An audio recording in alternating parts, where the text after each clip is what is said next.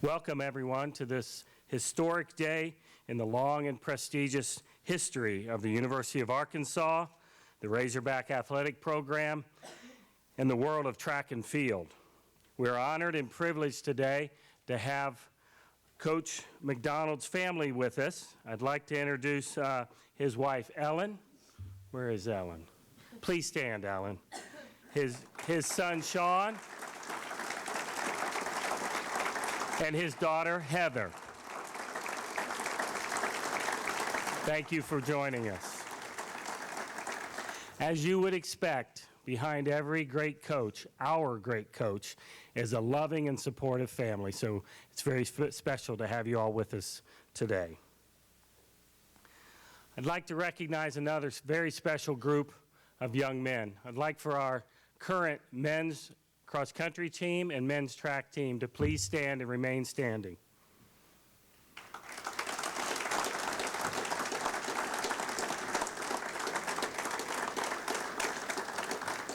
These student athletes represent not only themselves, but all the student athletes who came before them and who have been enriched by working with Coach John McDonnell. They also represent the hundreds of student athletes who have come before, who have received their degrees from the University of Arkansas, and have gone on to be very successful in their communities. And that, at the core, is what John McDonnell has done for this university. Thank you, gentlemen. It's a pleasure to have you with us.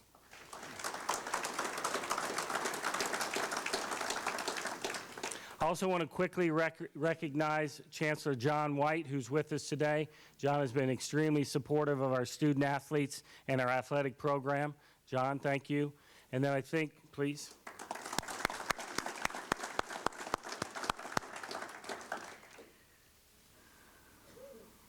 I also want to recognize University System President, Dr. Alan Sugg. Alan could not be here because of a conflict in his schedule, but I think all of you know that Alan was a very successful former Arkansas track student athlete and one who has been very supportive of our program and particularly very supportive of Coach McDonnell. He sends his regrets and his best wishes to John and his family. At this time, it's my honor to bring to the podium the man who has led the University of Arkansas to 42 national championships and 83 conference championships. He is without question the most successful coach in NCAA history. Head coach John McDonnell.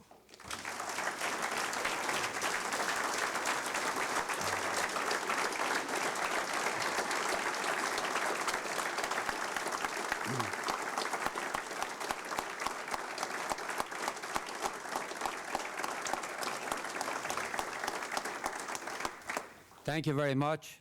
I'm not going to tell you why I'm up here. You've all figured it out. I do want to thank, starting with, and I'm not going to spend a lot of time here, but I'm going to start with the old general back here, the young general rather, Frank Brawls, the man that hired me 36 years ago. And he took a chance on a guy that hadn't really proved himself, but I guess he saw something in me that I didn't think I had myself, but anyways, it all worked out really good. Dr. Alan Sugg is not here. He called me and said that he was sorry he couldn't be here. He had another obligation. But a great, as John White said, a great, as Jeff Long said, a great supporter of the track and field, and every track athlete down there knows who Alan Sugg is. And of course, John White, sitting right down here in front of me, who has done such a great job, first with the academics and then spread into hiring coaches and so forth, and has the program on the right track. And of course, Jeff Long, who preceded me here on at the podium, has I've enjoyed many discussions with him, and I think track and field may not achieve exactly what I had done, because I was a very lucky person. I carried a 4-leaf clover in my pocket all the time. And in the other corner, I had a little Irish leprechaun. So I had a look at the Irish. And Jeff Long, believe me, this program is not going to go backwards. It's going to go forward. And of course, I don't know if this is good or bad, but I'm not leaving Fayetteville either. So I'll be around to make sure that Jeff Long keeps it going. Right, Jeff? I'll haunt him. A lot of people that I have to thank that made this all possible is not me, but my coaches, my assistant coaches. And the first has been with me 26 years, Dick? 25. Dick Booth, without a doubt, the greatest fielding coach, not in America, but in the world. He has had more triple jumpers and long jumpers and high jumpers that has ranked in the world than any single coach ever. Dick Booth, would you please stand up?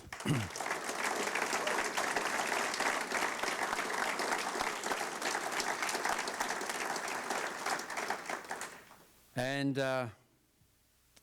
next one, he's only been with us 2 years, Carl White, a sprint coach, and competed here as a high jumper, and went down to Texas and coached in different places, Lehigh and East Tennessee and Texas Arlington before coming to Arkansas, and now has the 3rd best sprinter in the world under his wings here at the University of Arkansas, and coaches and helps former great and world champion Wallace Spearmon.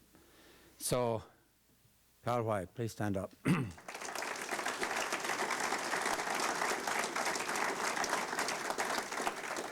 And the next guy, Danny Green, ran from me as a distant runner and is my administrative assistant and stands by me every day, watching me, what I do in track and field and cross country, and picks my brains. So this guy could do exactly what I'm doing, but he never tried to push me aside. I guess he thought I'd fall down a bit, so old. But Danny Green.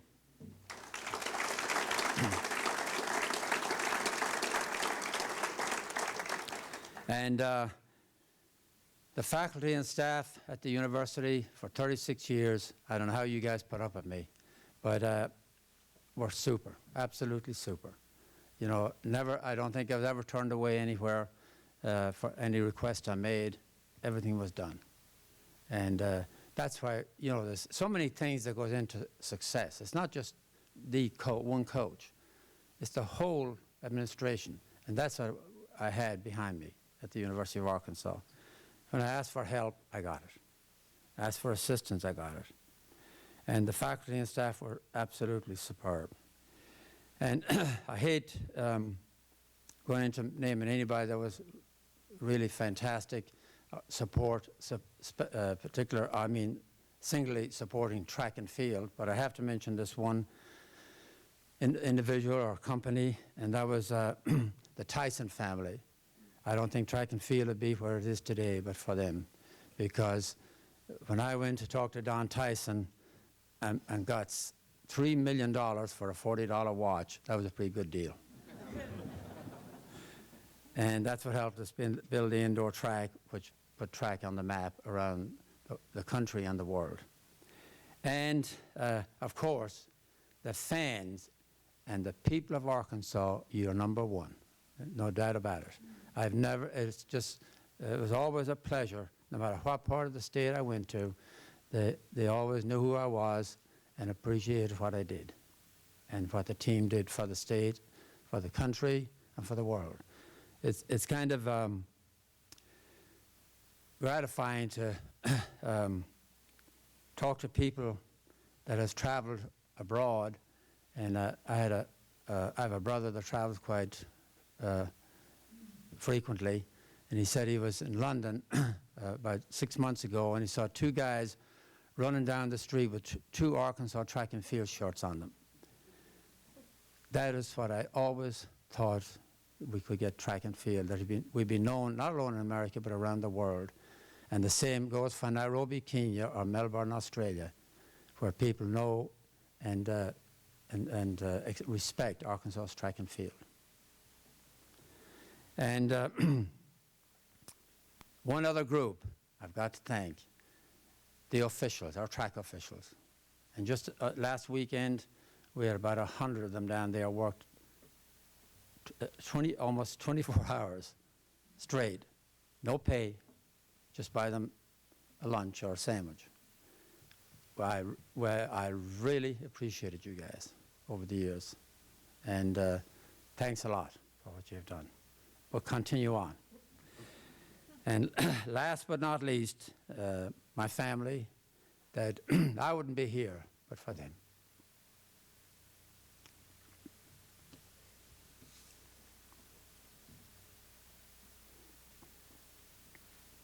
Heather and Sean, my wife. Thank you.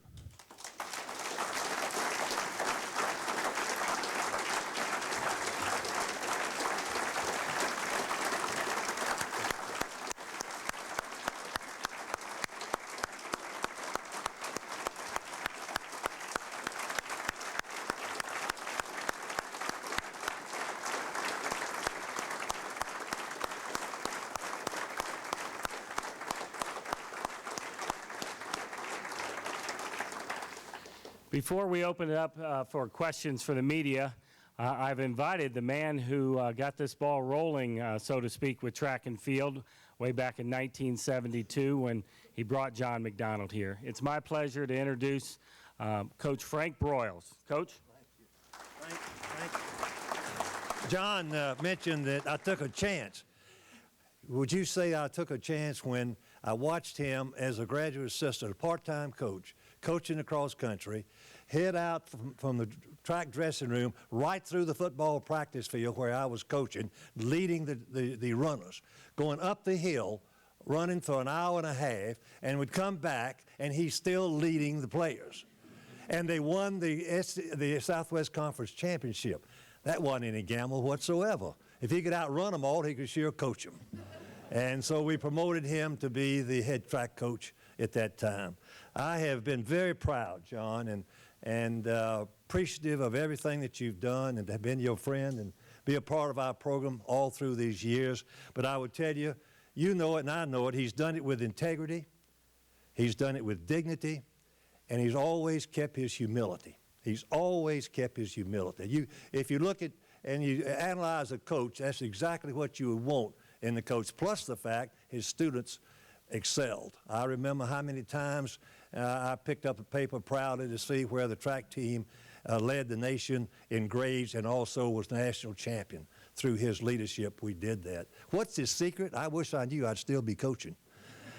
To win championship after championship, but I would tell you he had two great qualities. One, and I mentioned one, is that as always said, coaches said, and talking that the most skilled athletes do not necessarily make the best team, but the best team is going to win. And that's what John did. He took a sport which most people thought was an individual sport and made it into a team sport, which inspired the athletes because they're not just running for their own record, they're running for the team record.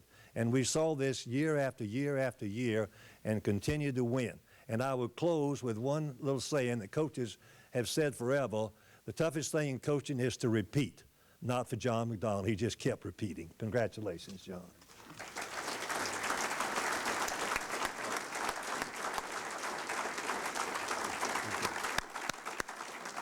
Okay, we're going to open it up for questions from the media. John, could you join me, please?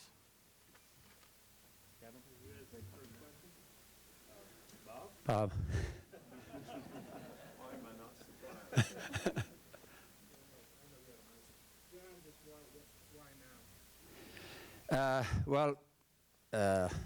There's never a good time, but I want to spend some time with my family. And like I was going to say until I got kind of emotional, I never saw my kids graduate from college or high school. And I saw my daughter, yeah. But not getting your master's yet. But Sean, I didn't see, and you know, while they're still around, and I'm still around, I want to spend a little bit more time with them. It was very tough because leaving a bunch of great athletes and young guys, but I know they'll be in good hands, or otherwise I wouldn't have left. John, both, I guess, because a part of it too is just going through the issue, just trying to see if independently. Yes, actually, I would have stepped down 2 years ago if it wasn't for those penalties that came along. But I wanted to see it through. Are you still going to participate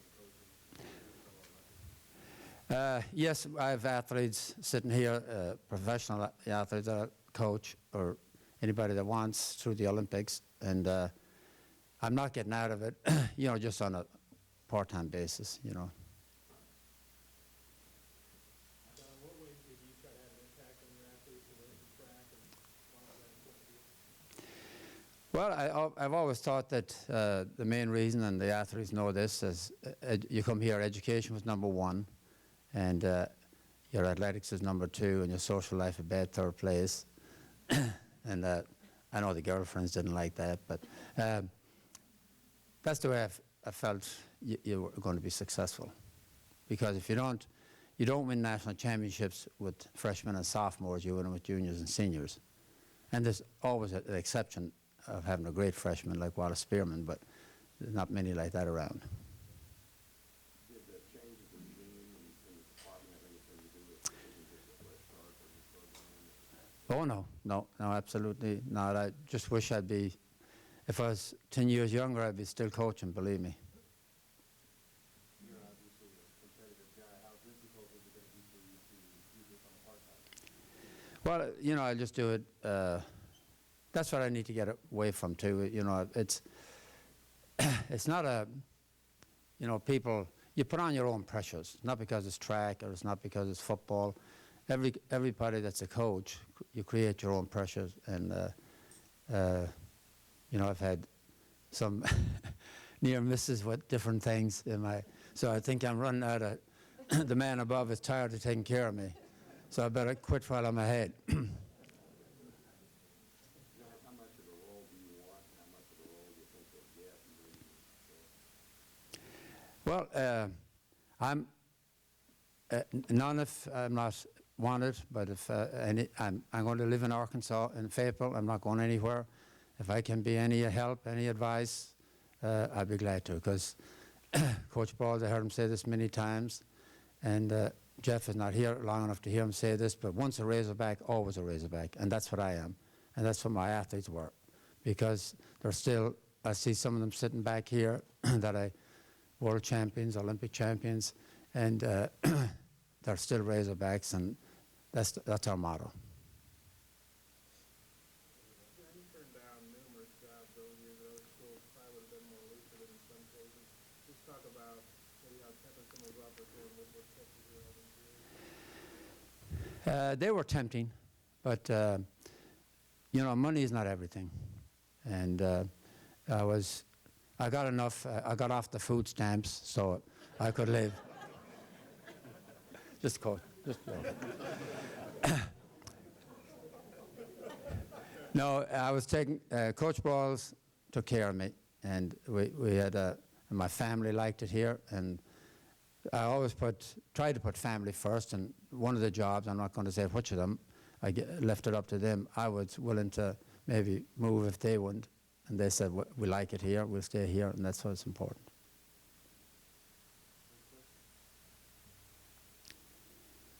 Let's talk about, obviously, you've had all these great numbers, championships, All-Americans, and, you know, all that. What's your legacy? How would you like to be remembered? Well, I'd like to be remembered. I know a lot of. To be a good coach, I guess you have to be a little hard-nosed and tough on kids, but as tough love, I call it. You know, I've always tried to. If I cheer an athlete, I always try and give him a pat on the back before he leaves.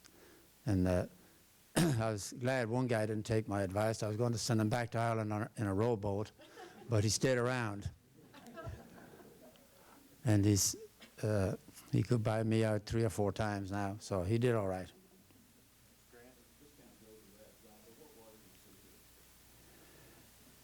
You know, I could stand up here and say, you know, this, that, and the other, but there's no secret to it. It's a lot of it is common sense. Everybody knows the X's and O's, as the man said, and it's recruiting the right type of people. And you know, they're young men. They're not babies. You got to give them a little bit of, treat them like men, and they're respected. But when they step out of line, I'm pretty strict in that order. If they step out of line, they pay a price for it. Nearly 4 decades, pretty much been all you've done, you know, it's part of your life. How scary was it for you to make the decision? It was scary, really was, because and the thing that was the worst thing was leaving the athletes, the current athletes, because you know it's and I've just talked to them a half hour ago, so that was tough, and then of course my own venture now, but I got my family, and so I feel good about that. I definitely won't do any more bull riding, that's for sure. I was contemplating that career, but I found out very quick. You kind of joked about the ball thing, but I mean, how much does that enter into this? I mean, your health and how you feel? Oh, I feel good. My health feels good, but 69 going on 70, it's time to, I don't know how many years I got left, but I've hoped to try and make the best of them. Maybe one more? All right. Thank you, Coach McDonnell. Thank you very much.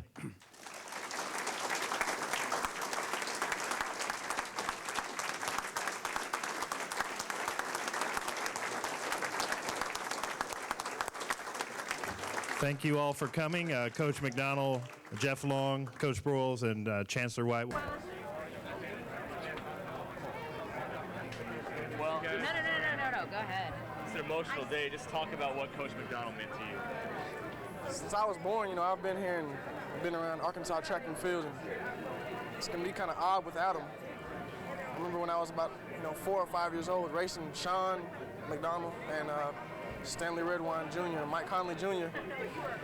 I've just been here my whole life and around track and field, so it takes someone very special to even try to replace him. I think it's one of those deals where you can't kind of replace him. You just kind of have to just go on and do the best you can on your own. He's just the winningest coach in the history of college athletics. Right, exactly. I mean, I don't know what's gonna happen. Hopefully the program stays the same or moves forward, but it's gonna take someone very bold to try to step in and even take the job. I think a lot of people will be intimidated by his success. You talked about some of those childhood memories. What about being an actual athlete under him in college? Just what are some memories you have from that, from winning and all those titles? I mean, everything he's done, the one thing I can say is, he stayed the same over the years. Everything since my father was here and everything I can remember when they used to win, he did the exact same thing whenever I got to school. So it was kind of like, I guess, deja vu, or I don't know. A lot of those feelings you just couldn't replace. Wallace, what kind of things did he teach you just about life? Not about, take track out of it, but just things about being a man and growing up, those kind of things. I mean, that was the biggest part of it. When you came here, you were a man and an athlete first, and secondly, you were a track athlete.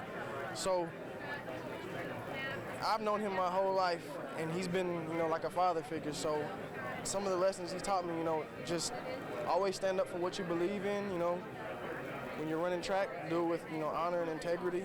Never cheat. It's just, I can't even explain. I'm kind of short for words. I can see the emotion on your face. I mean, just how emotional is this day for you? It was kind of tough, actually.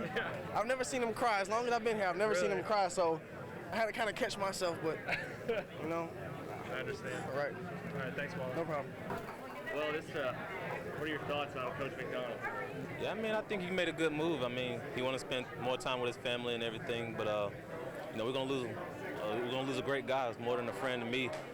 Always gave me good advice, and I hope to have more time around him if I need anything from him. But he did what he had to do. What kind of thing? What does he mean to you on a not just an athletic level, but on a personal level? What does he mean? He was always a good friend. I mean, he helped me on and off the track. You know, anything I needed. So I hope he stays around to continue doing that. What kind of things do you take away after working with him?